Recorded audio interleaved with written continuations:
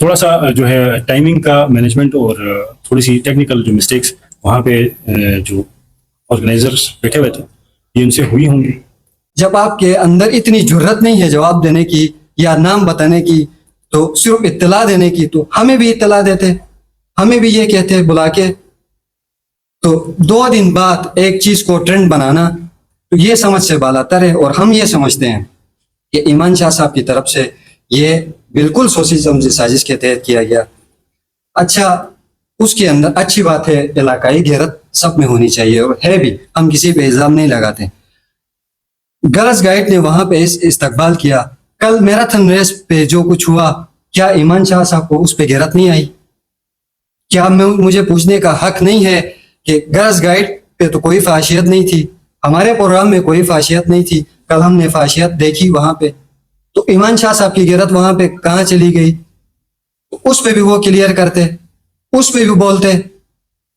تو ہم یہ سمجھتے ہیں کہ چونکہ گرلز گائیڈ جو ہے وہ ایکسیپٹ کی ہے، ہم یہاں نہ علاقائی نہ سیکٹیرین تعصب دینا چاہتے ہیں، لیکن ایمان شاہ صاحب نے سیکٹیرین تعصب دینے کی کوشش کی، جو کہ ایک میں سمجھتا ہوں کہ وہ جو جتنے بڑے عہدے پہ بیٹھا ہوا ہے وہ اس چیز کے لائق نہیں ہے کہ وہ ایسی چیزوں پہ چیزیں اٹھائیں، سیکٹیرین بیس پہ اٹھائیں.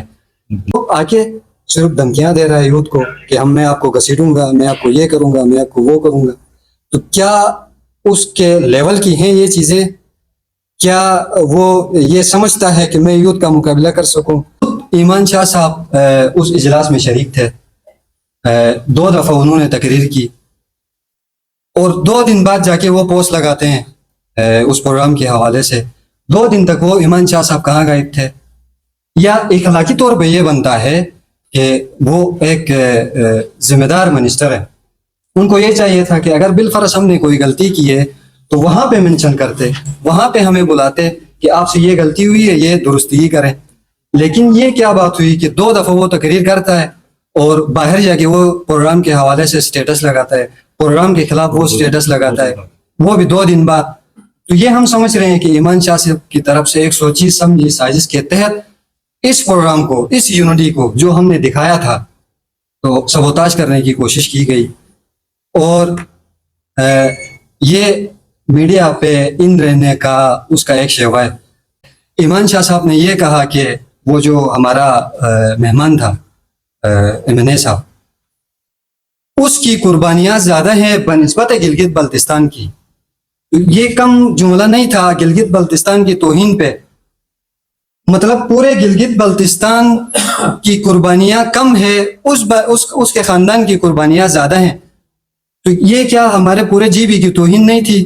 تو ٹیکنیکل مسٹیک ہو سکتی ہے، ٹھیک ہے، کیونکہ یہ CM صاحب کے استقبال کے لیے بچے ہمارے جو ہے وہاں پہ معمور تھے، کیونکہ اسکاؤٹس اور جو گرلز گائیڈ ہے وہ اسٹیک ہولڈر ہے، وہ یوتھ کی اسٹیک ہولڈرز ہیں اور ان کے اپنے SOPs ہیں، ان کے اپنے طریقہ کار ہیں.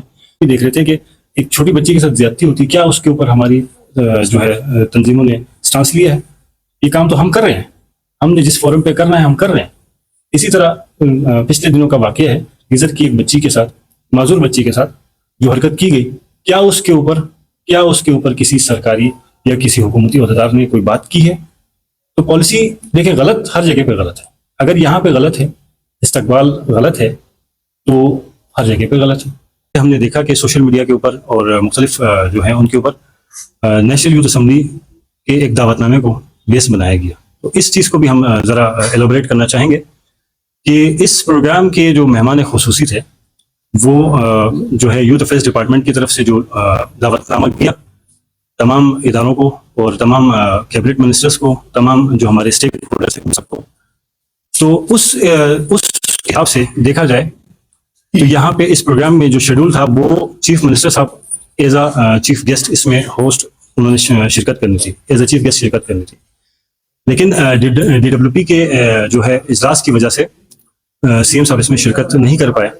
اور جو ایک چیز جو گرلز گائیڈ کو لے کر اور بوائے اسکاؤٹس کو لے کر جو ایک چیز سوشل میڈیا کے اوپر آئی، تو اس کو جو ہے نا بہت زیادہ ہم نے بھی دیکھا، سب نے دیکھا کہ یہ چیز ابھر کے آئی.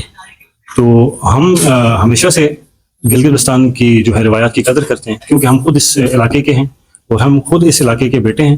ہمیں بخوبی اندازہ ہے کہ ہمیں چادر چار دیواری کا کیسے خیال رکھنا ہے. الحمدللہ ایک بار پھر میں یہ چیزیں آپ لوگوں کو پھر دہرانا نہیں چاہوں گا، لیکن پھر بھی میں کہوں گا کہ گلگستان کی تاریخ میں اپنی نوعیت کی پہلی ایسی کانفرنس تھی جس میں یوتھ کو انگیج کیا گیا اور بہترین پازیٹیو سرگرمیوں کی طرف راغب کیا گیا.